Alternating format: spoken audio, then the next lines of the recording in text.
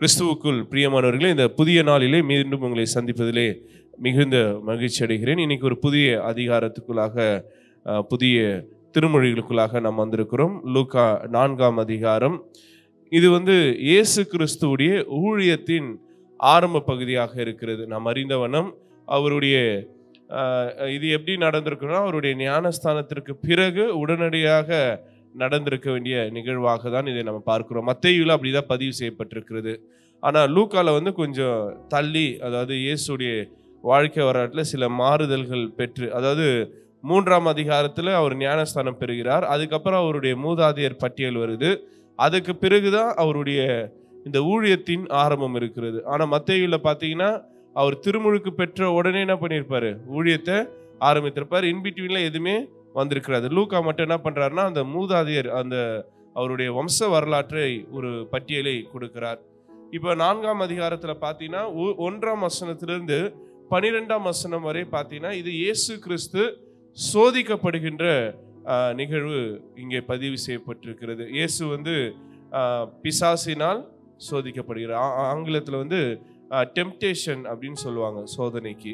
இப்போ இந்த சோதனையுடைய நிகழ்வுல நீங்க பார்த்தீங்கன்னா 4ஆம் அதிகாரம் முதல் வசனம் இப்படியாக சொல்லுகிறது. வாசிக்க கேடுவோம்.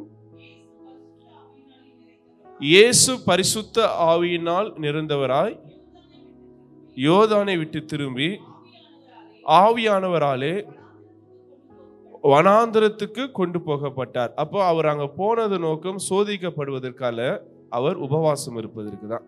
நிறைய பேர் என்ன சொல்லுவாங்கன்னா, ஆவியானவர் தான் அவரை சோதனைக்கு கூட்டிட்டு போனாரு அப்படின்ற மாதிரி சொல்லுவாங்க. அது என்னன்னா, அவர் தனித்திருந்து பரிசுத்த ஆவியானவரால் உபவாசித்து ஜெபிப்பதற்காக தான் அவர் அழைத்து செல்லப்பட்டார். அதாவது 2ஆம் வசனத்தை வாசிங்க.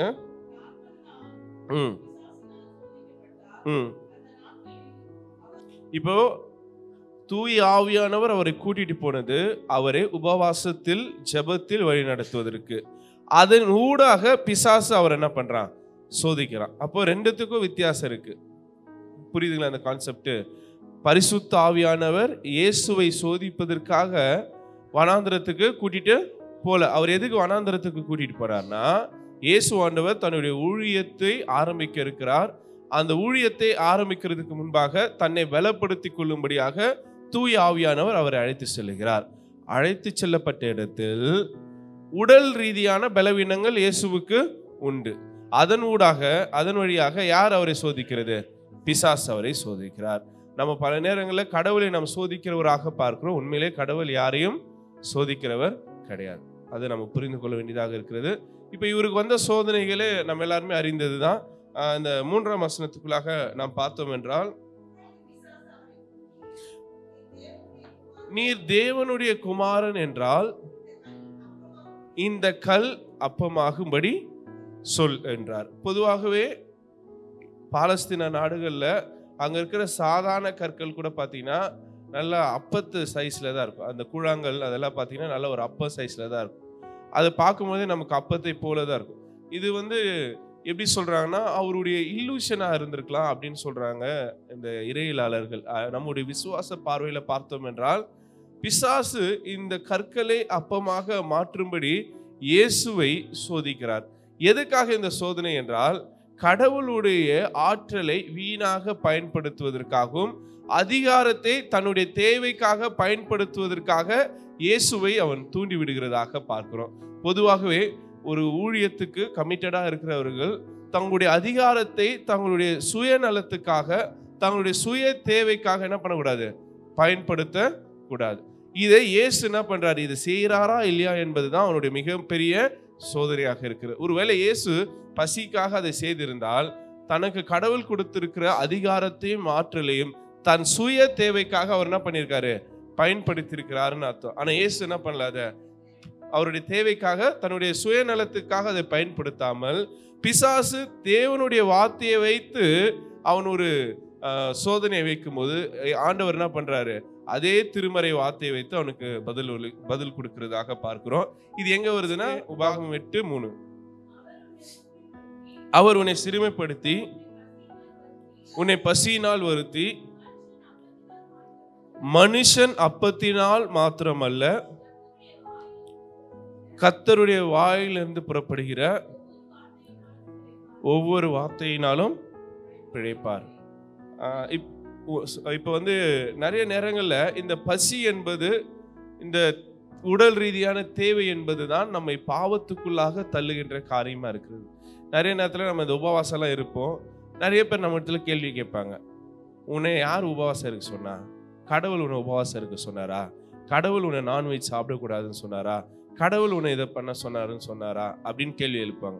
நீங்க அவங்க கிட்ட கேட்க வேண்டிய கேள்வி, கடவுள் உன்னை பிரஷ் பண்ண சொன்னாருன்னா, கடவுள் உன்னை குளிக்க சொன்னாருன்னு எங்கன்னா பைபிள்ல போட்டிருக்குதா? அப்படியே நீங்க அதெல்லாம் சரி, ஆமாவா இல்லையா? அப்ப ஏன் நம்ம இந்த உபவாசத்தை செய்கிறோம்? ஏனென்றால் திருமறை நமக்கு கற்றுத்தருகிறது. ஆண்டவர் அதை செய்திருக்கிறார். அதே போல ஒருவன் தன் உடலையும் தன் சரீரத்தையும் ஒடுக்குவதனாலே தன் நலத்தையும் தன் விருப்பங்களையும் தன் ஆசைகளையும் என்ன பண்றான்? கட்டுப்படுத்துகிறான். அதுதான் அதோடைய நோக்கமா இருக்கிறது. அப்ப இயேசு உபவாசம் இருப்பது நோக்கம் என்னவென்றால், என் சரீரத்தை காட்டிலும் என் ஆன்மா முக்கியம், என் உடலை காட்டிலும் கர்த்தருடைய ஊழியம் எனக்கு முக்கியம் என்பதே அவர் என்ன பண்றாரு? வெளிக்கொண்டு வருவதற்காக இந்த உபவாசத்தை இயேசு என்ன பண்றாரு? மேற்கொள்கிறதா நம்ம பார்க்கிறோம். இப்போ இங்கே ஒரு வசனம் இருக்கிறது, மனுஷன் அப்பத்தினாலும் மாத்திரமல்ல தேவனுடைய வார்த்தையினாலும் பிழைப்பான். ஏன்னா கர்த்தருடைய வார்த்தை ஒருவனை அது வந்து என்ன பண்ணும்? பசியாற்றும், ஒருவனை பலப்படுத்தும், ஒருவனை ஆற்றல் படுத்தும். அந்த அளவு ஆற்றல் கர்த்தருடைய வார்த்தையில இருக்கிறது. இஸ்ரவேல் மக்கள் எகிப்திலிருந்து கானானுக்கு வரும்போது அவங்க எந்த ஃபுட் பேக்கெட்டையும் கட்டிக்கிட்டு வரல, அவங்க எந்த உணவுப் பொருட்களையும் சுமந்து கொண்டு வரல. கர்த்தர் சொன்னதுபடி வெறுங்கையோடு அவங்களுடைய தேவையான பொருட்களை மட்டும்தான் எடுத்துட்டு வந்தாங்க. உணவுக்கான பொருட்கள் அவங்க எதுவுமே எடுத்துட்டு வரல. ஏனென்றால் கர்த்தருடைய வார்த்தை அவர்களை போஷித்தது. வானத்திலிருந்து கர்த்தர் அவர்களுக்கு என்ன அனுப்பினார்? மன்னாவை அனுப்பினார். அவர்களுக்கு நான் வெஜிடேரியன் வேணும் போது அவர்களுக்கு காடைகளை அனுப்பினார். அப்ப கர்த்தருடைய வார்த்தை நம்மளை போஷிக்கும், கர்த்தருடைய வார்த்தை நம்மை ஆற்றல் படுத்தும் தவிர இந்த உலகம் நம்மை போஷிக்காது, இந்த உலகம் நம்மை ஆற்றல் படுத்தாது. அதை நம்ம வந்து புரிந்து கொள்ளணும். அதுதான் இயேசு இங்க வெளிப்படுத்துகிறார். அவருடைய வார்த்தை நம்ம என்ன பண்ணோம்? திருப்தி ஆக்கும். ஆகையால் இந்த முதல் சோதனையை இயேசு கர்த்தருடைய வார்த்தையை வைத்தே என்ன பண்ணார்? பிசாசை எதிர்க்கிறதாக பார்க்கிறோம். திருப்பி இரண்டாவது சோதனைக்குள்ளாக நாம் வருவோம். பின்பு பிசாசு அவரை உயர்ந்த மலையின் மீது கொண்டு போய் உலகத்தின் சகல ராஜ்யங்களையும்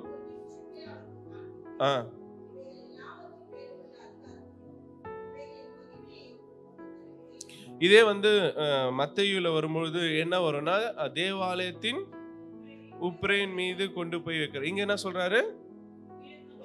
மலை. பொதுவாகவே தேவாலயம் எங்க இருக்கிறது? மலை இருக்கிறது. அந்த மலைக்கு மேல் தேவாலயம் இருக்கிறது. தேவாலயத்தோட உப்புரைனா அந்த ஸ்டீப்பிள் வாங்க, அந்த கோபுரத்தின் உச்சியில. அப்ப சுற்றிலும் பார்க்கும்போது நல்ல அதாவது செழித்திருக்கிற நகரத்தை, ஏன்னா எருசலேம்ல சுற்றி இருக்கிற பகுதி நல்ல செழுமையான நகரம். அதுக்கு வெளியே இருக்கிற பகுதி தான் வந்து பஞ்சத்தால் தேவைகளால் நிறைந்த மக்கள் இருக்கிறாங்க. அப்ப இந்த பகுதியை காட்டி என்ன சொல்றாருன்னா, நீ என்னை பணிந்து கொள் அப்படின்னு கேட்கிறாரு. ஏன்னா அந்த வசனத்தை வாசிங்க, 6ஆம் வசனம்.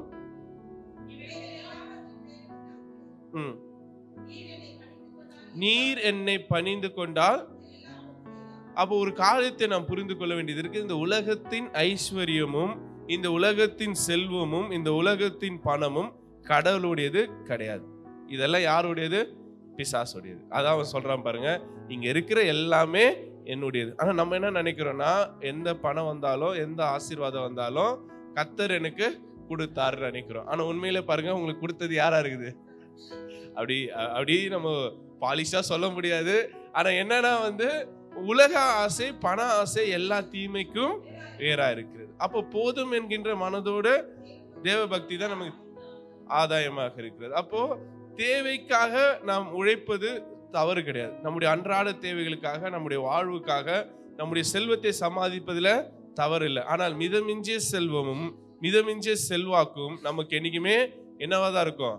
அதிகாரமும். எதுக்கு வந்து கொண்டு போய் சேர்னா, பிசாசுடைய ஆளுகை. எங்க அதிக பணம் இருக்கோ, எங்க அதிக அதிகாரம் இருக்கிறோ, அங்க யார் தான் இருப்பான்? பிசாசு தான் இருக்கும். கடவுளுடைய தன்மை இருக்காது. அவன் சொல்ற இது எல்லாமே என் கரத்துல இருக்கு, நான் யாருக்கு நினைக்கணும்னு கொடுக்கணும்னு நினைக்கிறோம் அவனுக்கு நான் என்ன பண்ணுவேன்? கொடுப்பேன். அது யாராலும் என்ன பண்ண முடியாது? தடுக்க முடியாது. ஆனா நீ எனக்கு செய்ய வேண்டியது ஒண்ணே ஒண்ணு, நீ என்னை பணிந்து கொள். இப்ப அநேகர் பிசாசுகளையும் உலகத்தையும் பணிந்து கொள்வதனால அவங்களுக்கு ஆசீர்வாதங்கள் கொட்டி கொடுக்கப்படுகிறது. ஒருத்தன் பணக்காரனா இருக்கிறான், செல்வந்தனா இருக்கிறான்றதுக்காக அவனை பார்த்து பொறாமப்படாதீங்க. அந்த ஆசீர்வாதம் அவனுக்கு பிசாசு கூட கொடுத்திருக்கலாம். ரைட்டா? அப்ப கடவுள் உங்களுக்கு எதை கொடுக்கிறாரோ அதை மகிழ்ச்சியோடு சந்தோஷத்தோடு நாம் ஏற்றுக்கொள்ள வேண்டியதாக இருக்கிறது. அடுத்த வசனத்துக்குள்ளாக நாம் போவோம். அதுக்கு இயேசு ஆண்டவர் தரும் பதில பாருங்க. இயேசு அவனுக்கு பிரதியுத்தரமாக, எனக்கு பின்னாக போ சாத்தானே, உன் தேவனாகிய கர்த்தரை பணிந்து கொண்டு அவர் ஒருவருக்கே ஆராதனை செய்வார். இது உபாகமம் 6ஆம் அதிகாரம் 13ஆம் வசனத்தில் இருக்கிறது. அதாவது அந்த வசனத்தை வாசிங்க. உபாகமம் 6:13. உன் தேவனாகிய கர்த்தருக்கு பயந்து அவருக்கே ஆராதனை செய்து அவருடைய நாமத்தை கொண்டு ஆணையிடுவாயாக. மோசே சொன்ன கட்டளைகளில் உபாகமத்தில் இது பதிவு செய்யப்பட்டிருக்கிறது. இந்த வசனத்தை எடுத்து இயேசு ஆண்டவர் பிசாசிடத்தில் சொல்றாரு, கடவுளை தவிர வேற யாரும் என்ன பண்ணக்கூடாது, பணிந்து கொள்ளக்கூடாது. நிறைய நேரங்கள்ல கிறிஸ்தவர்கள் கூட நிறைய தவறு பண்றாங்க. பெரியவங்க காலில் விழு, பெரியவங்களை வணங்கிக்கோ, இல்லை ஒரு அரசியல்வாதி காலில் போய் விழுறதோ, இல்லை ஒரு தலைவருடைய காலில் விழுறது கூட என்னது ரொம்ப தவறான செயல். எந்த மனிதனுடைய காலில் விழுவதற்கு எந்த மனிதனும் தகுதியானவரே கிடையாது. நாம் யாரை மாத்திரம்தான் பணிந்து கொள்ளணும், நம் தேவனாகிய கர்த்தரே.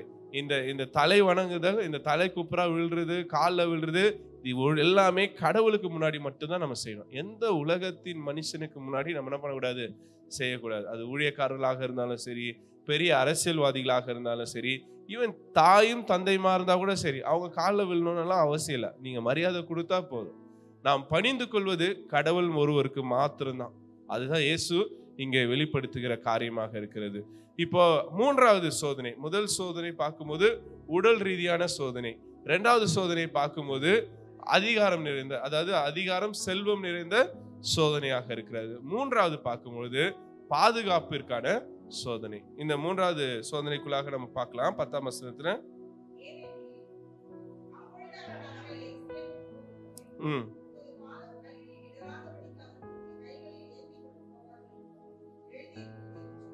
இது எல்லாருக்கும் தெரிஞ்ச வசனம். சங்கீதம் 91:12 என்ன சொல்லுது? கல்லில் ஆடுதபடிக்கு தம் தேவதூதர்களை கட்டளை. அதுக்கு ஆண்டவர் இயேசு கிறிஸ்து என்ன சொல்றாரு? அதே உபாகமம் 6ஆம் அதிகாரம் 16ஆம் வசனத்தை வைத்து பதில் சொல்றாரு. என்னது? தேவனாகிய கர்த்தரை பரீட்சை பாராதிருப்பாயாக. நிறைய நேரங்களில் நாமும் கடவுளை பரீட்சை பார்க்கிறவர்களாக இருக்கிறோம். ஆண்டவரே, நீர் உண்மையான கடவுளாக இருந்தா இதை செய்யுங்க, நீங்க உண்மையான தெய்வமாக இருந்தா இதை செய்யுங்க அப்படின்னு சொல்றோம். ஆனா அப்படி நம்ம செய்வதற்கும் சொல்வதற்கும் ஆண்டவரே ஒரு பதில் அளிக்கிறார். ஒரு தேவனாகிய கர்த்தரை என்ன பண்ணாத, பரீட்சை பாராதே. ஆண்டவர், நீ பரீட்சை பார்த்துதான் அவர் ஆண்டவர் என்பதை நீ அறிந்து கொள்ளணும்னு அவசியம் இல்லை. கர்த்தர் உன் தேவைகளை அறிந்திருக்கிறார், அவர் அதை செய்வார். இதுதான் இயேசு இங்கே பிசாசு இடத்துல சொல்றான். பிசாசு அதை கேட்ட பொழுது அவன் தோற்று போய் அந்த விட்டு என்ன பண்றாரு, அகண்டு போகிறதை நாம் பார்க்கிறோம். 13ஆம் வசனம் அப்படிதான் முடியுது. அவரை விட்டு அவன் என்ன பண்றான், அகன்று போகிறதை பார்க்கிறோம். இப்ப 14ஆம் வசனமும் 15ஆம் வசனமும் இயேசுடைய ஊழியத்தின் தொடக்கமா இருக்கிறது. அவருடைய ஊழியம் எங்க தொடங்கப்படுகிறது என்றால் கலிலேயா பகுதியில் தொடங்கப்படுகிறது. நீங்க அந்த மேப் பின்னாடி பேஜ்ல கடைசியா இருக்கோ, கலிலேயா எங்க இருக்குதுன்னு பாருங்க. பாலஸ்தீனா நாடோடைய மேப் கொடுத்திருப்பாங்க. இந்த மேப் பாருங்க. கீழே இருக்கிற பகுதி தான் எருசலேம், யூதேயா நாடு. இது மேல இருக்கிற ஒரு சின்ன பகுதி தான் கலிலேயா. இருக்குதுலே ரொம்ப ஒரு சிறிய பகுதி. தெரியுது? கண்டுபிடிச்சிங்களா? அது பக்கத்திலே என்ன ஆறு இருக்கு பாருங்க, மத்திய கடல் இருக்கு பாருங்க, மத்திய திரைக்கடல். ஸோ கலிலேயா பொறுத்த மட்டும் இது கடலோர பகுதியாக இருக்கிறது. இப்போ இந்த மேப்பை நீங்க வீட்டில் போய் ஒரு வாட்டி ரெஃபர் பண்ணீங்கன்னா, இயேசுடைய ஊழியம் கலிலேயாவில் ஆரம்பித்து அப்படியே கீழே இறங்கி கடைசியா யூதேயால பெத்லகேம் தாண்டி அப்படியே எருசலேம் தேவாலயத்தில் வராரு. அங்க அவருடைய திருப்பணி முடிவடைகிறதாக நாம் பார்க்கிறோம். இந்த பகுதி தான் அவர் ஊழியம் செய்த பகுதியாக இருக்கிறது. இந்த கலிலேயாவை சுற்றிலும், கலிலேயாவிலிருந்து அப்படியே சமாரியா வழியாக இறங்கி எதுக்கு வராரு, யூதேயால பெத்லகேம் அந்த பகுதி, அதுக்கு அடுத்தது எருசலேமில் தன்னுடைய திருப்பணியை நிறைவு செய்கிறதை நாம் பார்க்க முடிகிறது. ரைட்டுங்களா? இப்போ 15ஆம் வசனம் என்ன சொல்லுது பாருங்க. லூக்கா 4:15.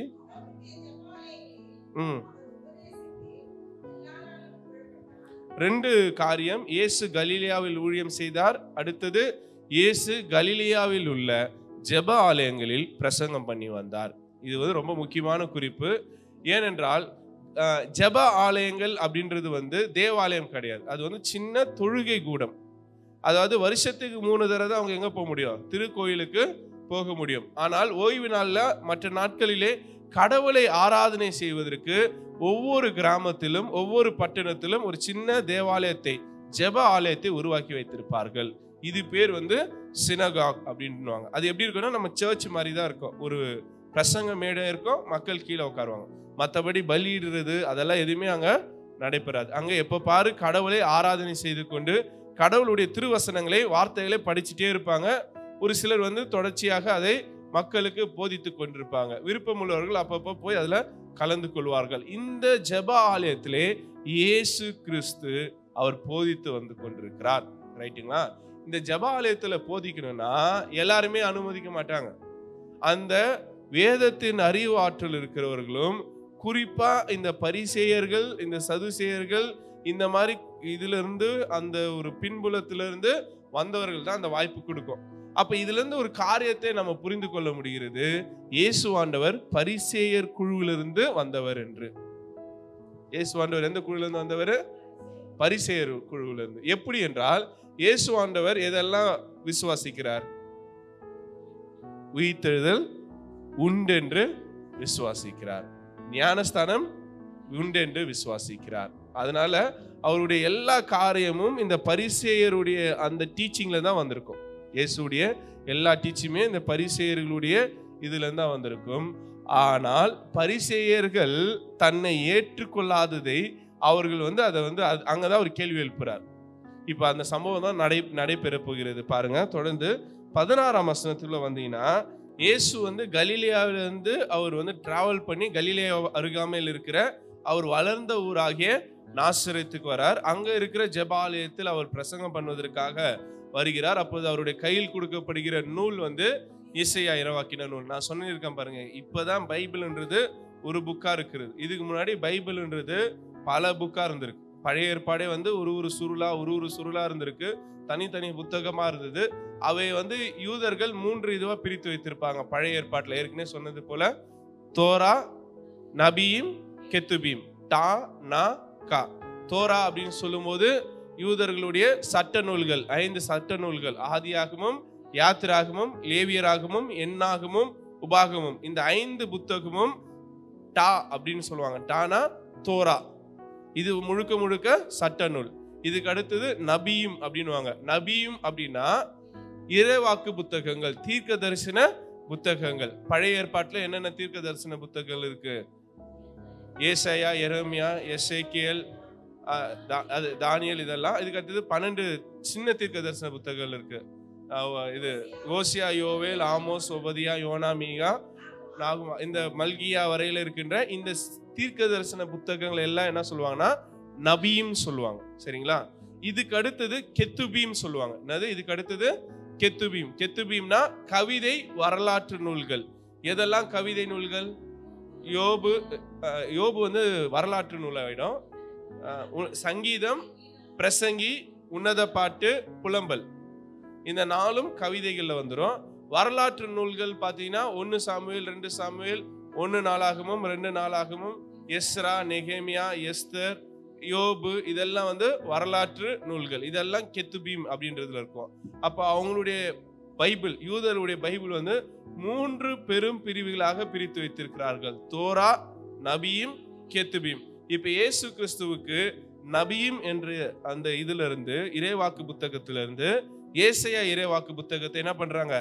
அந்த நூலை எடுத்து கொடுக்குறாங்க. அதுல இயேசு சுவாமி எத்தனாவது அதிகாரத்தை படிக்கிறாரு? 61ஆம் அதிகாரத்தை படிக்கிறார். அதுல மெசியா வரும்பொழுது என்ன நடக்கும் என்பதை தீர்க்க தரிசனமாக ஏசாயா விளக்கி இருக்கிறார். என்னெல்லாம் நடக்கும் அப்படின்னு பாத்தீங்கன்னா, ஆவியானவர் என் மேல் இருக்கிறார், அப்புறம் அவர் என்னை அபிஷேகம் செய்திருக்கிறார். அதுக்கு அடுத்து பார்க்கும்போது ஏழைகளுக்கு நற்செய்தி, சிறையில் இருக்கிறவர்களுக்கு விடுதலை, பார்வை இல்லாதவருக்கு பார்வை, விடுதலையின் ஆண்டை அறிவிக்க, ஆண்டவருடைய ஆண்டினை முடக்கமிட கர்த்தர் என்னை அனுப்பியுள்ளார் என்கின்ற அந்த மேசியாவை குறித்த அந்த தீர்க்க தரிசனத்தை இயேசு படித்துவிட்டு, இந்த தீர்க்க தரிசனம் நிறைவேறியது. யார் மூலமா நிறைவேறியதுன்றாரு? தன் மூலமாக. தன்னைத்தானே மேசியாவாக தன் சொந்த மக்களுக்கு முன்னாடி ஏசாமி என்ன பண்றாரு? அறிக்கை செய்றார். எப்பா, நீங்க எல்லாம் எதிர்பார்த்திருக்கிற மேசியா யார் தெரியுமா? அது நான் தான். இந்த தீர்க்க தரிசனம் என்னால் நிறைவேறப்பட்டதுன்னு சொல்லும்போது அவங்க எல்லாம் ஆச்சரியத்தோடு பார்க்கறாங்க. இயேசுவை பார்த்த உடனே இவன் யோசேப்புடைய குமாரன் தானே, எப்படி இப்படி பேசுறாருன்னு அவரை குறித்து ஆச்சரியப்படுகிறதாக நாம் பார்க்கிறோம். 21ஆம் வசனத்தை பாருங்க.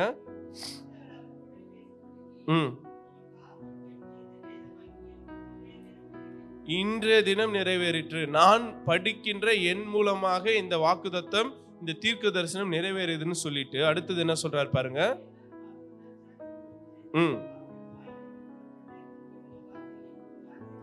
இப்ப பிரச்சனை அது கிடையவே கிடையாது. இயேசுவை துரத்தினதுக்கு காரணம் அவர் தன்னை மெசியான்னு சொன்னதுக்காக அல்ல. மக்கள் அவர் சொன்னதை ஏற்று கொண்டார்கள். இயேசுவை என்னன்னு விசுவாசிக்கிறாங்க? மெசியான் தான் விசுவாசிக்கிறாங்க. எங்க பிரச்சனை ஆரம்பிக்குதுன்னா 23ஆம் வசனம் வாசிங்க. அவர் அவர்களை நோக்கி, வைத்தியனே,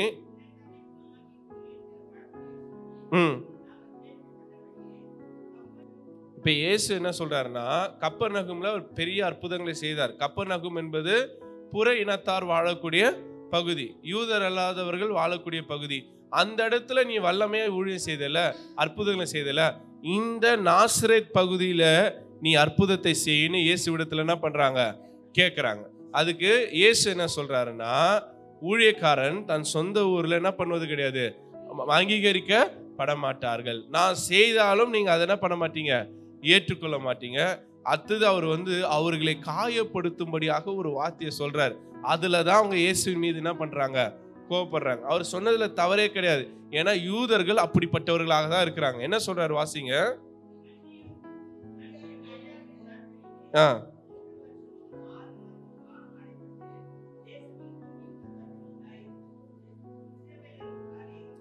இஸ்ரவேல் நாட்டுல நிறைய விதவைகள் இருக்கிறாங்க, கைம்பெண்கள் இருக்கிறாங்க.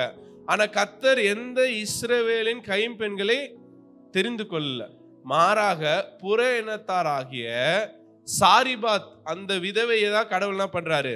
தெரிந்து கொள்கிறார். ஒரு தேவ மனுஷனை பாதுகாக்க கடவுள் யூதர்களை தெரிந்து கொள்ளல, மாறாக புற இனத்தார். நான் சொன்னல, லூக்கா அவருடைய நோக்கமே இயேசு உலக இரட்சகர் என்பதை சொல்வதுக்கு தான். மத்தேயுடைய நோக்கம் என்னது? இயேசு யூதர்களுடைய இரட்சகர். ஆனா லூக்கா இங்க அழகா சொல்றாரு, யாரை கடவுள் தெரிந்து கொண்டாரு? யூதர்களை தெரிந்து கொள்ளல. யாரை தெரிந்து கொண்டார்? புற இனத்தாரை, வேற்று மதத்தை சார்ந்தவரை தான் தெரிந்து கொள்றாரு. அடுத்தது பாருங்க.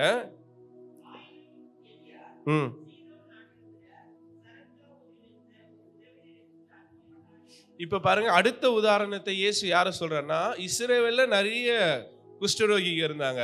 ஆனா எலிசா அவர்களை யாருமே என்ன பண்ணல, சுகப்படுத்தல. ஆனா புற இனத்தாராகிய சீரியா நாட்டை சார்ந்த ஒரு குஷ்டரோகி நாமானை எலிசா என்ன பண்றாரு? சுத்தம் பண்ணுகிறார். அப்போ கடவுள் யூதர்களை விட்டு புற இனத்தாரை தெரிந்து கொள்கிறார் அப்படின்னு சொல்லும் போது யூதர்களுக்கு ஒரு காம்ப்ளெக்ஸ் வருது. யாருக்கு? நாசரேத்துல இருக்கிறவங்க. இந்த ஊர்ல பிறந்து இந்த ஊர்ல வளர்ந்தவன் யூதர்களை என்ன பண்றாப்ல? மட்டம் தட்டுறாரு. யூதர்களை கடவுள் தெரிந்து கொள்ளல, புற இனத்தாரை தான் கடவுள் தெரிந்து கொண்டாருன்னு சொல்லும் பொழுதுதான் அவங்க என்ன பண்றாங்க? கோவப்படுறாங்க, ட்ரிகர் ஆயிட்டு இயேசுவை கொலை செய்வதற்கு, இயேசுவை வெளியே துரத்துகிற நிகழ்வு அங்கதான் நடைபெறுகிறது. 28ஆம் வசனத்தை பாருங்க. சிறு பிள்ளையிலிருந்து பார்த்து வளர்ந்த ஒரு பிள்ளையை தன் சொந்த ஊர்க்காரர்கள் மலை மீது தள்ளி கொலை செய்வதற்கு முயற்சியை செய்கிறாங்க. நீங்க சாதாரணமா எடுத்துக்க முடியாது. அவர் சொன்னதுல பெரிய தப்பு கிடையாது. வேதத்துல நடந்த ஒரு நிகழ்வை தான் அவர் சொல்றாரு. அத்தனை யூதர்கள் இருந்தும் கடவுள் புற இனத்தாராகிய சாரிபாத் விதவை தெரிந்து கொண்டார். அத்தனை குஷ்டரோகிகள் இருந்தும் கடவுள் புற இனத்தானாகிய நாமானை கடவுள் தெரிந்து கொண்டார். அப்ப யூதர்களை தான் கடவுள் தெரிந்து கொள்ளணும்னு அவசியம் இல்லை. கடவுள் எல்லோருக்குமான கடவுள் என்பதை இயேசு யூதர்களுக்கு கற்றுத்தருகிறார். ஏன்னா யூதர்கள் பொறுத்த மட்டும் அவங்க எதிர்பார்த்த மெசியா யாருக்கான மெசியா? யூதர்களுக்கான மெசியா. யூதர்களுக்கான மெசியா என்பது கிடையாது, அவர் எல்லோருக்குமான மெசியா. அதை தான் இங்க சொல்றாரு. இதை இந்த ஜனங்களால் ஏற்றுக்கொள்ள முடியவில்லை. நம்ம நிறைய நேரத்துல நினைச்சிருப்போம், இயேசு தான் மெசியான்னு சொன்னதுக்காக தான் அவங்க தள்ளி விட்டாங்கன்னு நினைச்சிருப்போம். உண்மையிலே அது கிடையாது. அவங்க அதை ஏற்றுக்கொள்கிறார்கள். இயேசுடைய அற்புதங்களையும் அடையாளங்களையும் அவங்க பார்க்கும்பொழுது இயேசுதான் மெசியான்னு ஒத்துக்கிறாங்க. ஆனா அவருடைய வார்த்தை அவர்களால் ஏற்றுக்கொள்ள முடியவில்லை. ஏனென்றால் மெசியா என்பவர் தங்களுக்கானவர் என்று நினைத்து கொண்டவங்க மத்தியில இயேசு என்ன சொல்றார், நான் உங்களுக்கானவர் மட்டுமல்ல, உங்களுக்கானவர் தான், ஆனா உங்களுக்கானவர்கள் மட்டுமல்ல, எல்லோருக்கும் ஆனவர் அப்படின்றத அவங்க சொல்றாரு. அதுதான் அவங்களால ஏற்றுக்கொள்ள முடியாமல் இயேசுவை கொலை செய்ய முதலாக முயற்சி செய்தவர்கள் இயேசுடைய சொந்த ஊர்க்காரங்க. அதுதான் சொல்லுவாங்க, பைபிள் ஒரு வசனம் இருக்கு, உன் குடும்பத்தாரே சத்ரு, உன் உறவினரே உனக்கு சத்ரு, உன் ஊர்க்காரனே உனக்கு சத்ரு. ஏன்னா அவன் தான் முதல்ல உன்னை மலையிலேருந்து கீழே தள்ளி விடுறதுக்கு அவன் திட்டம் திட்டுகிறவனாக இருப்பான். ரைட். அடுத்தது 31ஆம் வசனத்திலிருந்து 37ஆம் வசனம் வரை பார்த்தீங்கன்னா இயேசு திருப்பி எங்க வந்துடுறாரு, நாசரேத்தை விட்டு கலிலேயாவுக்கே வந்துடுறாரு. கலிலேயா நம்ம அறிந்தது போல யூதர்களும் புறயினத்தாரும் இணைந்து வாழக்கூடிய கலப்பிடமான ஒரு இடம். அந்த கலிலேயா பக்கம் வராரு. வாசிங்க 31ஆம் வசனம்.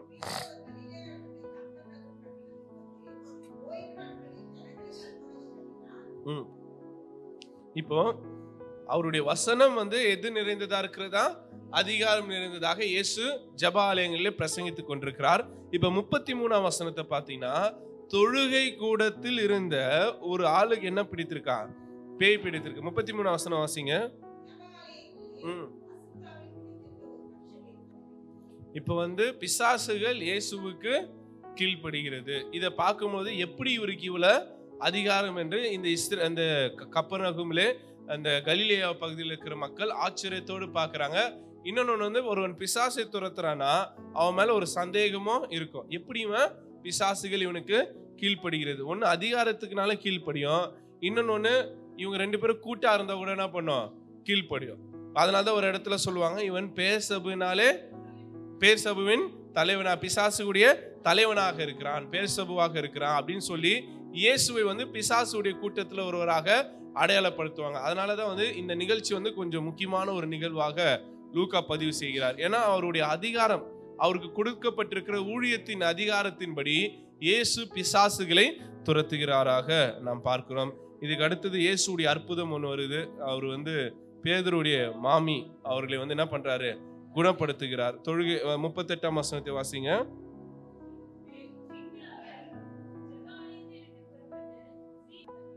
இப்போ அவருக்கு மிகப்பெரிய ஒரு பிளஸ் பாயிண்ட் என்ன அமைகிறதுனா, பிசாசு இயேசுவை அறிக்கை செய்துவிட்டு ஓடுகிறதா பார்க்கிறோம். நீர்தான் கிறிஸ்து, நீர்தான் வர இருந்த மெசியா என்பதை இந்த பிசாசுகள் அறிக்கை செய்து இயேசுவை விட்டு அந்த இடத்தை விட்டு ஓடுகிறதாக, அந்த மக்களை விட்டு ஓடுகிறதாக இங்க பதிவு செய்யப்படுகிறது. ரைட்டுங்களா?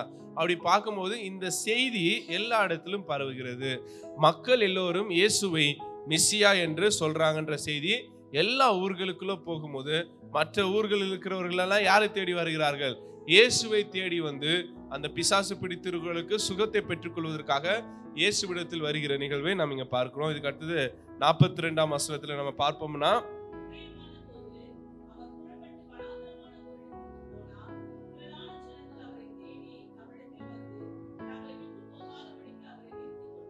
இப்ப ஜனங்க என்ன பண்றாங்க, இயேசுவை அதே கப்பர்நகூம்ல அதே கலிலேயா பகுதியில அவரை தங்கும்படி அதே இடத்துல இருக்கும்படி அவரை கேட்கிறாங்க. நீங்க இந்த ஊரை விட்டு போவாதீங்க, இங்க என்ன பண்ணிடுங்க, நீங்க தங்கிடுங்க, நாங்க உங்களுக்கு ஊழியம் பண்றோம் அப்படின்னு இயேசு இடத்துல சொல்லும் போது இயேசு என்ன சொல்றாருன்னா,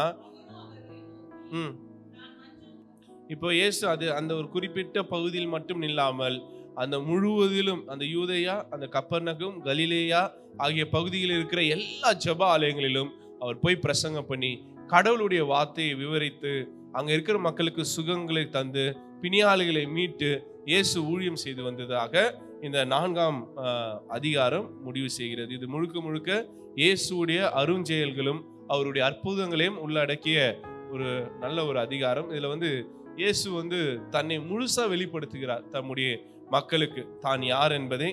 ஸோ இது ரொம்ப இன்ட்ரெஸ்டிங்கான ஒரு பகுதி. நீங்கள் வீட்டில் போய் படித்து பார்த்தீங்கன்னா இன்னும் அநேக காரியங்கள் நீங்கள் கற்றுக்கொள்ள முடியும். நான் இதோட முடித்துக் கொள்கிறேன். கர்த்தர் தாமே இந்த வார்த்தைகளை நமக்கு ஆசீர்வதித்து தருவார்.